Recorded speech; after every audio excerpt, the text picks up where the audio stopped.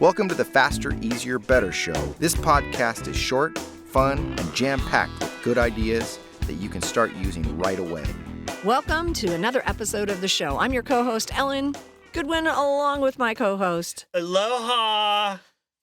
Hi. Okay, that's Lee Silber, and I have no idea what is going on. We took a trip to Hawaii, and it's the first vacation we've taken in a long time, and it took weeks to plan it. I mean, literally, to make sure we got the best deal. We had the right, because it was hard to find rental cars. Right. And you had to get tested, yada, yada, yada. And so when I hear people say, I decided what I'm going to do for 2022 or the next year the day before, or maybe not New Year's Eve, but at the end of it, you should at least take a week to plan a year.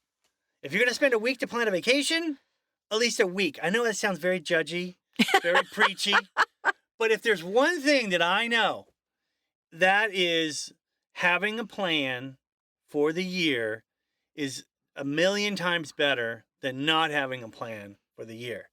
With plan, success.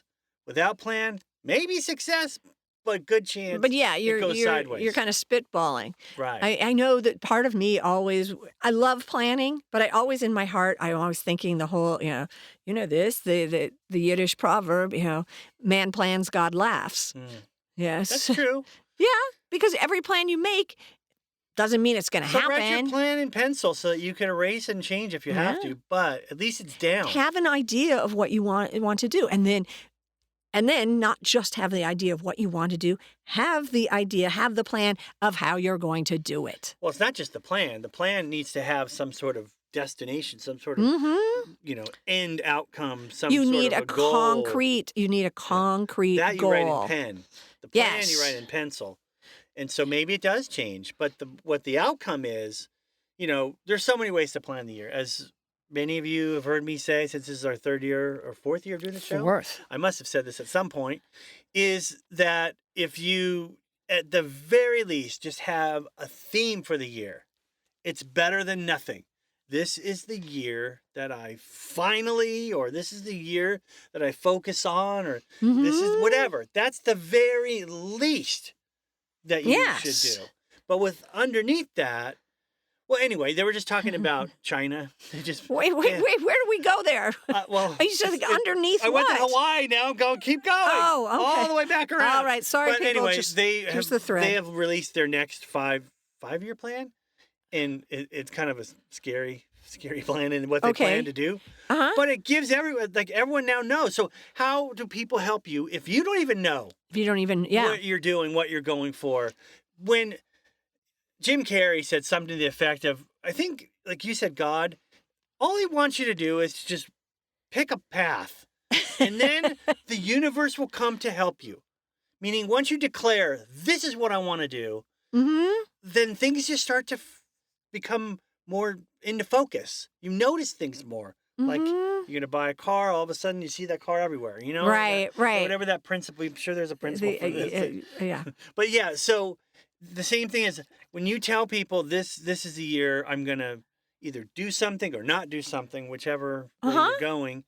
A, now you're focused on it. Right. B, now you can share it with other people who will help you.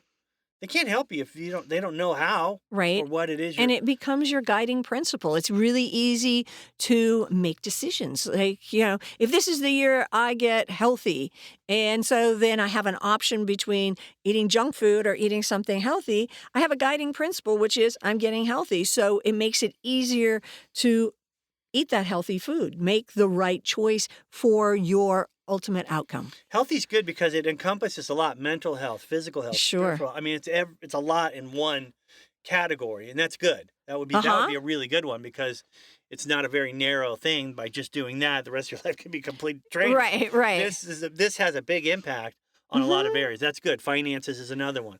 Say what you will, we need to earn money, and it makes sense to try and save money. And there's some constants that money, family and friends, health, pets. I would put pets in that category, and then your health. These are big categories. Some sort of a statement that covers what you're going to do in each of those areas. Exactly. Is going to help you make better choices, because where you are now in this year is a result of the choices you made in last January, and maybe even December by not planning or planning, Right.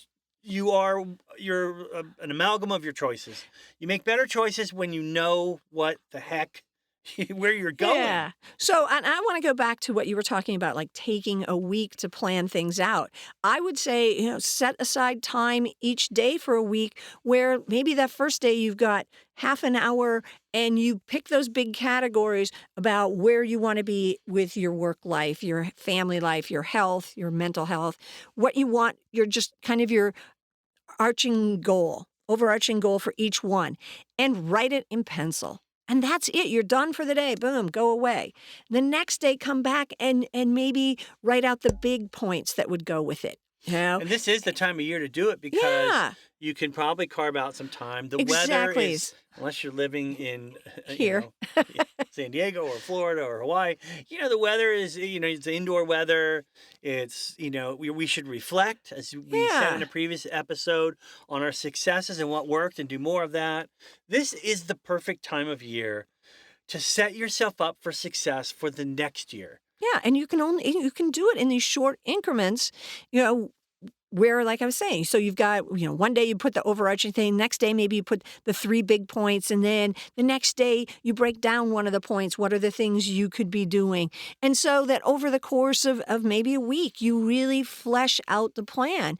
And one of the things I think we find when we plan is we also see what we don't want. And that's just as important as knowing what we do want.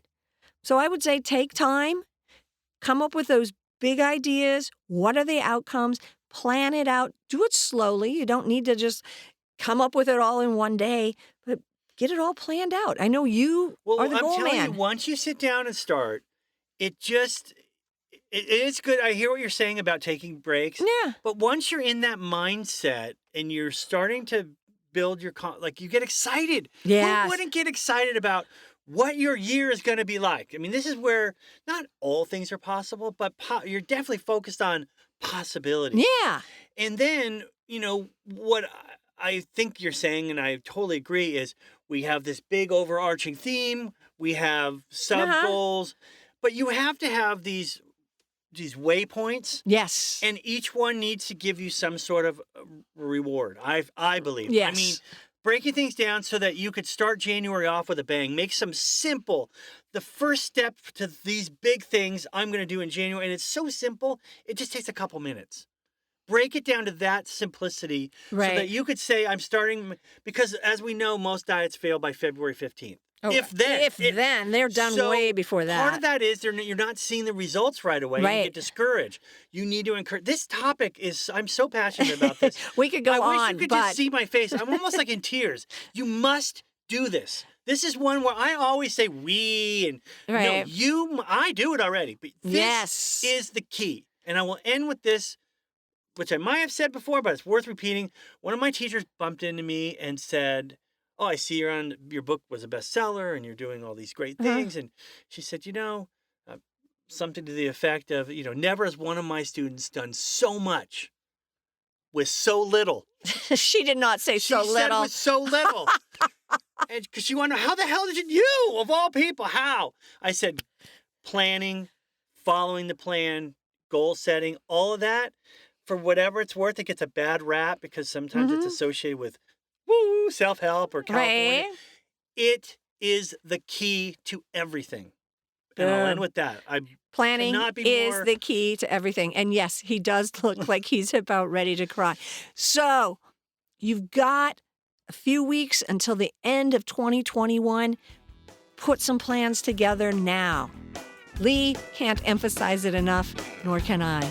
And be with us again next week for another episode of the Faster, Easier, Better Show.